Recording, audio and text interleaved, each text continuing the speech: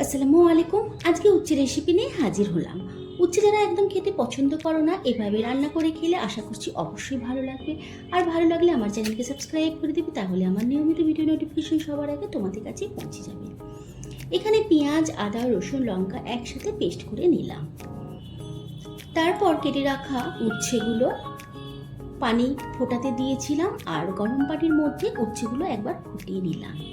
তাহলে কি হবে, উচ্ছে যে তেতো ভাবটা থাকে সেটা একটু কমে যাবে। এখন ফ্রাই প্যানের মধ্যে তেল দিলাম, আর তেল গরম হলে আলু ভেজে নিলাম। আলু ভাজা হয়ে গেলে আলু সাইড করে দিলাম। ওই তেলের মধ্যেই কেটে রাখা কুমড়ো আর পটল ভেজে নিলাম। সবজিগুলো ভাজার সময় সামান্য একটু করে নুন দিলাম।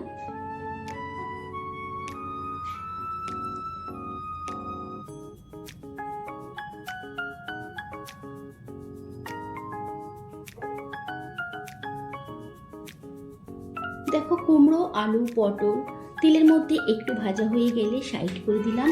এরপর সামান্য একটু তেল দিয়ে উচ্ছে ভেজে নিলাম।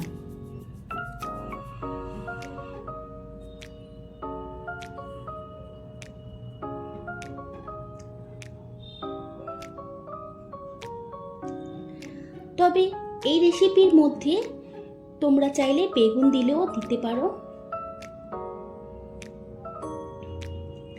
এখন উচ্ছেগুলো তেলের মধ্যে একটু ভাজা হয়ে গেলে উচ্ছেগুলো তুলে নিলাম।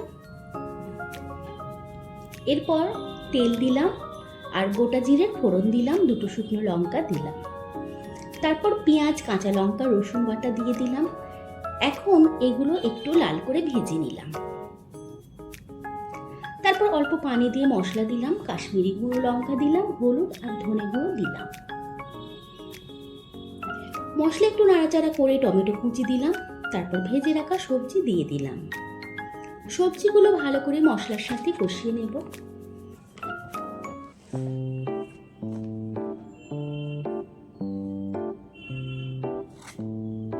দেখো, সবজিগুলো মশলার সাথে খুব ভালোভাবে কষিয়ে নিলাম।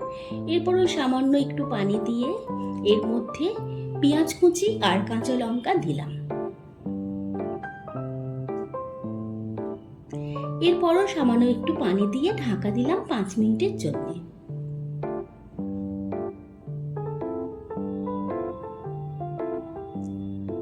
পাঁচ মিনিট পর দেখো, সব সবজিগুলোই নরম হয়ে গিয়েছে।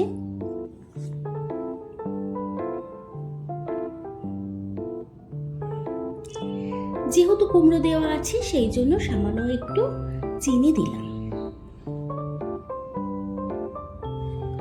তো তরকারি একেবারে রেডি হয়ে গিয়েছে। এই সময় গ্যাসের ফ্লেম বন্ধ করে দিলাম।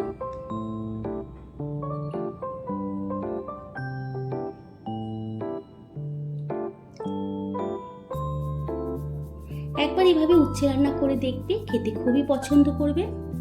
তো বন্ধুরা, এইভাবে তোমরা একবার হলেও উচ্ছে রান্না করে দেখবে, আশা করছি ভালো লাগবে। আর ভালো লাগলে অবশ্যই লাইক, শেয়ার, কমেন্ট করবে। আর তোমাদের মতামত অবশ্যই কমেন্ট বক্সে জানাবে। আল্লাহ হাফেজ।